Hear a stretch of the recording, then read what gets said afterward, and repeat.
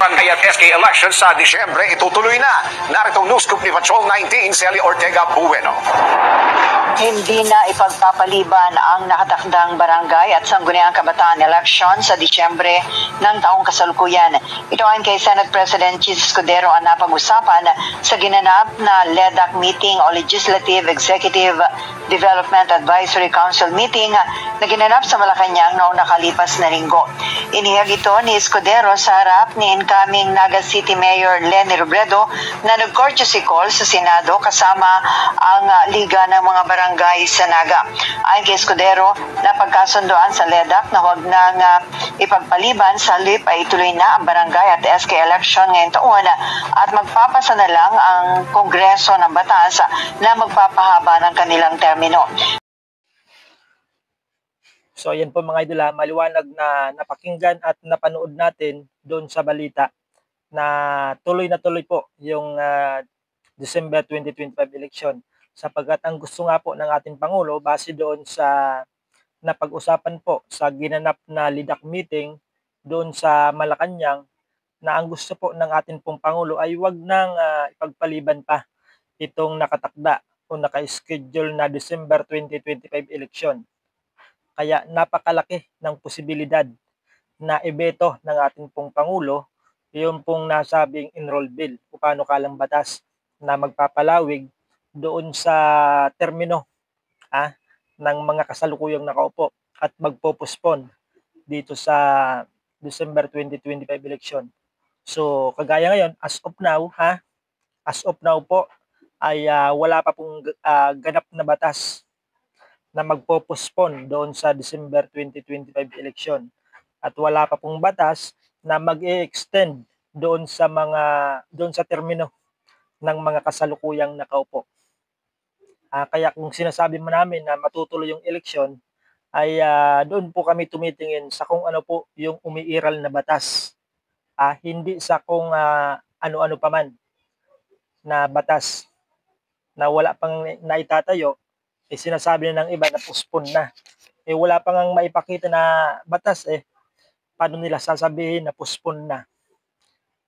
Kaya sa ngayon po ay yung umiiral pa rin na batas ay yung naka-schedule po, naka-schedule po na December 1, 2025 election. At wala pa pong pumipigil doon, wala pang humaharang, wala pang nagpo-postpone doon sa nakatakdang December 1, 2025 election. So wag munang magsaya yung mga incumbent barangay officials sapagkat anumang oras ay pwede hong ibeto ng ating pong Pangulo yun pong nasabing panukalang batas. Habang may kunting panahon pa ay magtrabaho na lamang po kayo. Pero yung dinadahilan ng iba, lugi daw sila kapag matuloy yung eleksyon ngayong December 2025, lugi daw sila. Kasi 2 years lang yung kanilang inupo. Paano po magiging lugi? Hindi naman po negosyo. Tandaan nyo, hindi po negosyo yung pagiging isang barangay officials. Yung politika po, hindi po yan negosyo, mga idol at mga babayan. Kaya wag niyo pong sasabihin lugi kayo.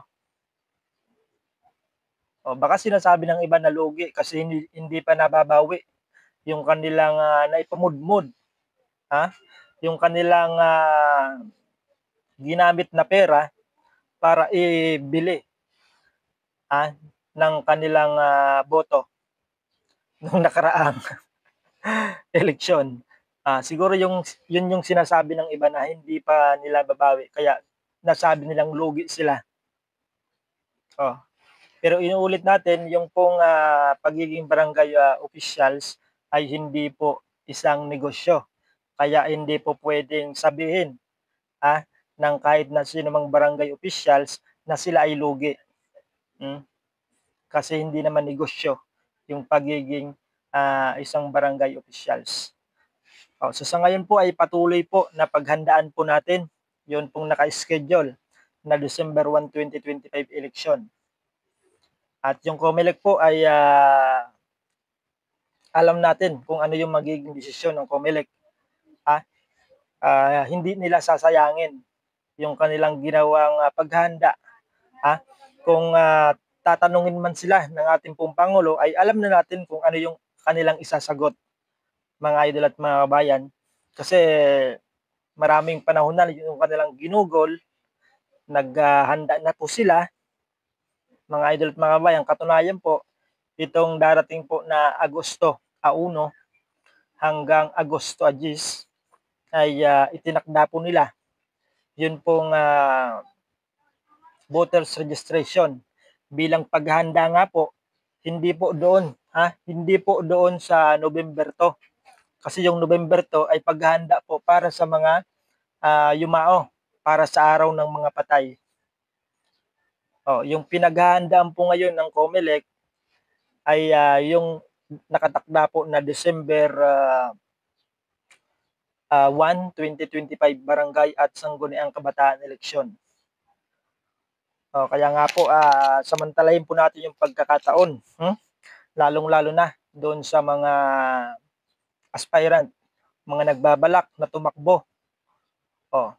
Ngayon pa lamang po ay gumawa na kayo ng mag-isip na po kayo ng mga jingle, mga tugtog para po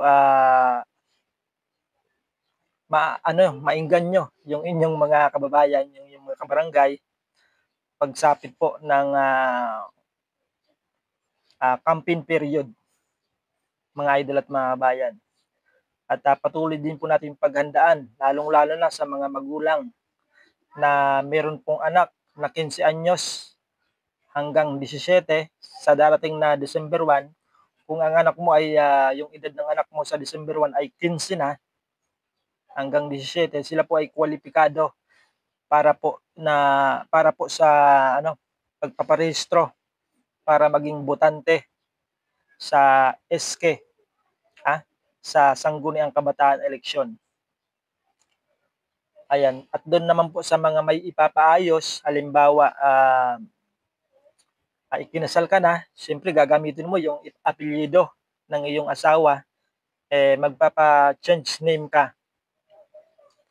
Pero yung transfer local to local, balita natin ay hindi pa available yon. Pero from foreign to local, yun po yung available, mga idol at mga bayan.